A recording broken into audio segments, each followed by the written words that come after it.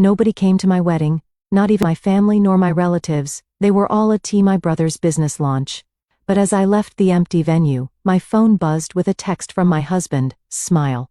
Family's 63 missed calls. The music stopped before it even started. I stood at the front of the small, tastefully decorated wedding hall, staring at rows of empty white chairs. My bouquet felt heavier than bricks, my fingers trembling so badly that a rose petal slipped to the floor. The photographer, looking uncomfortable, adjusted his camera like maybe if he fidgeted it enough, he could disappear. Before we begin, drop a comment and tell us, where are you from and from which city you're watching our videos. And after watching the whole video, don't forget to tell us, what would you do in this situation? Be honest, tell me in the comments below. We read every comment. Let's begin. Should we wait a little longer? The event coordinator whispered, her eyes darting toward the giant double doors, like they might burst open any second with a flood of smiling relatives. I swallowed hard, my throat raw from pretending to smile for the last hour. We've already waited 45 minutes, I said, forcing my voice to sound steady. They're not coming. My maid of honor, Lily, my only real friend in the world, gave me a sympathetic glance and squeezed my hand. They're missing out. Forget them, you look incredible. But my chest burned. They weren't just missing out, they had chosen not to come, every single one of them. My parents, my cousins, my aunts and uncles, even the relatives I barely knew but who'd RSVP'd, yes, months ago. All of them were at my brother's flashy new business launch. The same event my father had been hyping up for months. I had scheduled my wedding for today months before my brother announced his grand opening. My family didn't even pretend to try to split their time. They just told me, you'll understand, it's important for him. And here I was, in a hall so quiet, the hum of the air conditioning felt like an insult. The officiant cleared his throat gently. We can still proceed? No, I said, my voice cutting through the awkward stillness. We're not doing this like this, not when it's supposed to be the happiest day of my life. Lily shot me a worried look. You're calling it off? No, I whispered, tears burning the backs of my eyes. I'm just not letting them take this from me. I picked up my phone from the table where I'd left it earlier, intending to shove it into my clutch. But the screen lit up with a single message. From Ryan, my husband-to-be. Smile. Confused, I looked around, but he wasn't in sight. Then another notification buzzed in. This time from my call log. 63 missed calls from Mom, Dad, Uncle David, Aunt Karen, home, and even my brother. The same people who couldn't bother to show up. Lily's eyes went wide. What the hell? I opened the first voicemail, my breath catching when I heard my father's panicked voice. Emily, call us back right now. You need to explain what's going on. Before I could process it, Ryan appeared in the doorway. Not in a tux, but in a perfectly tailored navy suit. His jaw tight, his eyes cold. He gave me a small, knowing smile. The kind that said he had already set something in motion. You ready? He asked. I stared at him, torn between dread and relief. Ready for what? For the part where they realized, he said, stepping closer, that they just made the biggest mistake of their lives. Ryan didn't waste a second. He took my bouquet, set it aside, and guided me out of the empty hall without looking back. Outside, the valley pulled up our car. The city air felt colder than it should have. My phone buzzed again. Mom, Dad, Jason. All calling like their lives depended on it. What's going on?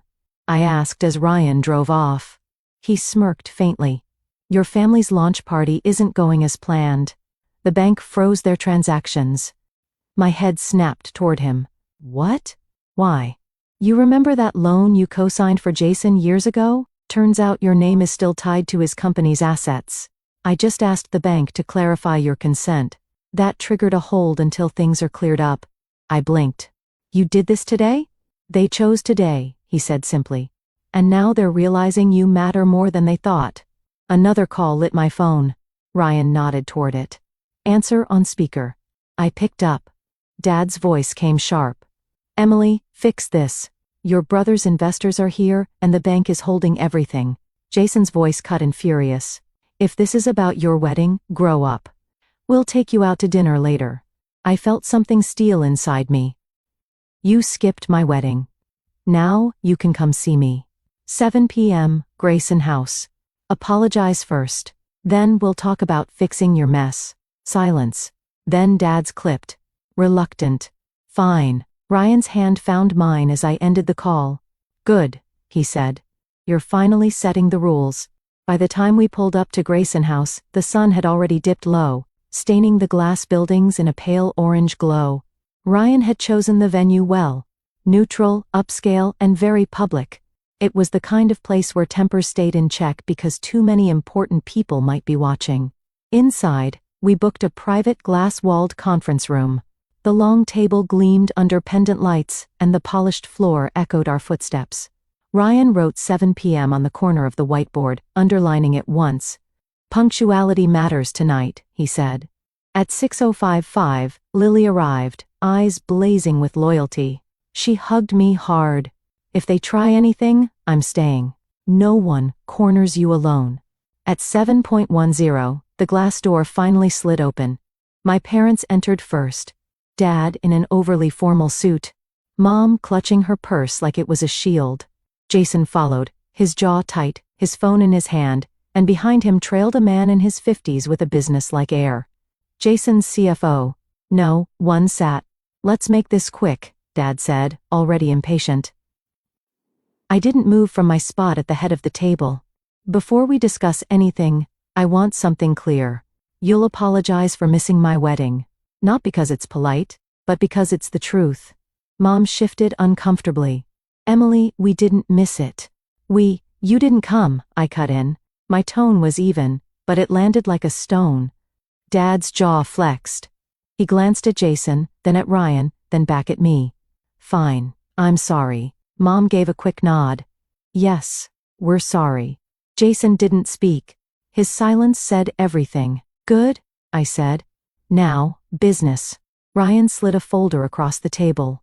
Here's the original loan guarantee Emily signed, the bank's freeze notice, and our email request for clarification. The CFO flipped through the documents, frowning. If we settle the old obligation and provide proof to the bank, the hold will lift tomorrow. Correct, Ryan said. But there are 3 additional conditions. Jason's head snapped up. Conditions? Yes, I said, looking directly at him. 1. You sign a statement acknowledging my name was added under pressure, and you will never use my finances without my consent again. 2. You reimburse every out-of-pocket cost I've covered for your ventures. 3. You send me a written apology that mentions my wedding. It stays private, but I want it. Jason scoffed. This is blackmail. This is boundaries, Ryan said calmly. Something your family has never respected. Dad started to argue, but the CFO cleared his throat. Jason, she has legal grounds, and the longer this goes on, the worse it looks to investors. Jason's glare could have cut glass, but he finally said, Fine, we'll do it. I didn't smile. I simply leaned back in my chair, feeling for the first time in years, like I wasn't the one being cornered. The agreement was signed before they left Grayson House.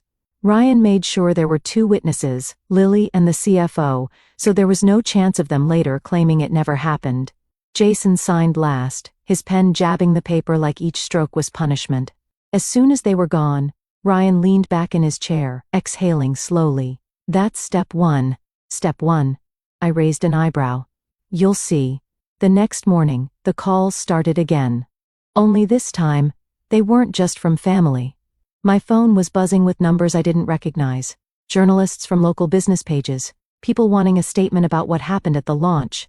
I ignored most of them, but curiosity finally got the better of me when Lily texted, Turn on channel 6. The segment was already halfway through when I flipped on the TV. The reporter stood outside my brother's gleaming new storefront, her hair whipping in the wind, talking over footage from the night before. Sources say a financial hold disrupted transactions during the grand opening, leaving customers unable to complete purchases.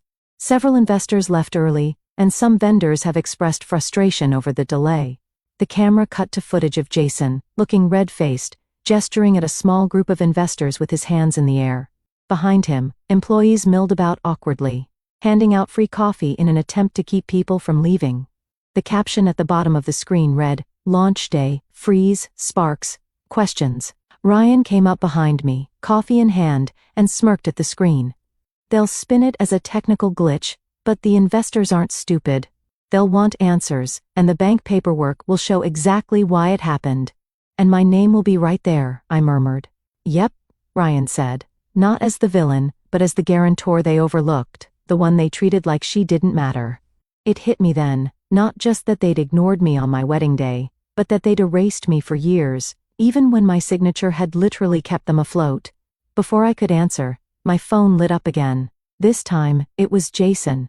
I let it go to voicemail, but a text followed instantly. We need to talk, now. Ryan glanced at it, then at me. They'll want to smooth things over. Translation? They'll want you to help clean up their image without taking any of the credit. He was right. And for the first time in my life, I didn't feel obligated to give them what they wanted. By noon, social media had picked up the story. People were commenting on how odd it was that none of my family had been at my wedding, thanks to a few guests who'd posted photos of the empty venue and tagged me. The posts weren't viral yet, but the narrative was forming, and it wasn't flattering for them. That evening, my parents showed up at our apartment unannounced. Ryan answered the door, but didn't invite them in. Emily, my mother started, her tone a carefully measured blend of concern and accusation. We need to get ahead of this. People are talking. Let them, I said, crossing my arms. Everything they're saying is true. Dad's jaw tightened. This isn't good for the family name. Then maybe the family should have shown up for mine, I said sharply. You made your priorities clear. Now so have I. Jason stepped forward, looking more worn down than I'd ever seen him.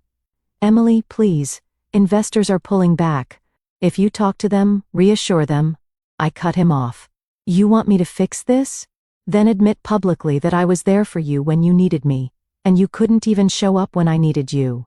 Otherwise, you can clean up your own mess. The silence stretched. Ryan stood beside me, his presence solid and unshakable. Finally, Jason muttered something under his breath and turned to leave. My parents following reluctantly. When the door closed, Ryan smiled faintly. Step 2, complete. I frowned. And step 3, he grinned. That's the part where they realize you're not just the person they underestimated. You're the one they can't ignore anymore. 2 weeks later, my family's polished facade had cracks deep enough for the whole city to see. It started with a quiet article in the local business journal, buried on page 6. Launch day freeze traced to overlooked guarantor. It was factual, almost dry. Just a short piece explaining that my name had been on key loan documents, that the freeze had been a standard banking procedure, and that it was resolved the next day. But then, it got legs. The article was picked up by a popular regional news blog, the kind that thrived on human interest twists. They added a headline that made people click. The sister, they forgot how a wedding snub exposed a launch day disaster. That was when the messages started pouring in. Old college friends I hadn't heard from in years, former CO workers, even distant relatives who'd never invited me anywhere, suddenly remembered I existed. Half were offering support. The other half wanted the inside scoop. I ignored all of them. Instead, I focused on building something that had nothing to do with my family. Ryan and I had been talking about it for months, turning my small freelance design work into a full studio. Now with all this attention, it felt like the perfect time. We rented a corner office in a shared workspace, painted it the softest shade of cream, and put my name, Emily Gray Design, on the door. Lily helped me design the logo. Ryan handled the legal filings. I worked late into the night, not because I had to, but because it felt like mine. And then came the gala. Every year, the city's Chamber of Commerce hosted a black tie fundraiser for local entrepreneurs. Jason had been invited to showcase his launch. I hadn't planned to go, but when an invitation arrived addressed to Mr. and Mrs. Ryan Gray, I knew exactly who had pulled the strings. You're thinking of going, Ryan said one night, watching me twirl the heavy cardstock in my hands. I'm thinking of showing them, I said, but not in the way they expect. On the night of the gala, I wore a sleek midnight blue gown that caught the light like water. Ryan looked devastating in a black tux. As we walked in, I could feel eyes turning, whispers starting. My parents were already there, Jason at their side, all of them wearing expressions so tight they could shatter glass. They didn't approach us, not yet. The event moved quickly.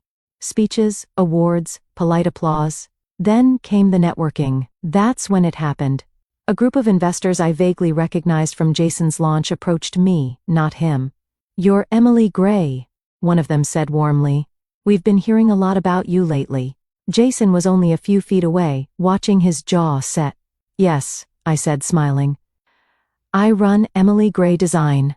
We specialize in branding and digital strategy." They peppered me with questions, asked for my card, and nodded approvingly when I told them about recent projects. It was subtle, but the shift was there. My name carried weight now, separate from his. Finally, my parents came over. My mother's smile was brittle. "Emily, darling, you look lovely." "Thank you," I said, tone neutral. Dad cleared his throat. "We wanted to say we're proud of what you're doing." It sounded rehearsed, like a line they'd agreed on before walking over. "I appreciate that," I replied. "But I'm not doing any of it for your approval." Jason stepped forward. "Emily," his voice was quieter now, almost careful. "I know he screwed up. I can't change that. But maybe we could work together. Your design work could—" "No," I said, cutting him off gently but firmly. "You had years to see me, you didn't. And now I'm not interested in being an accessory to your success story."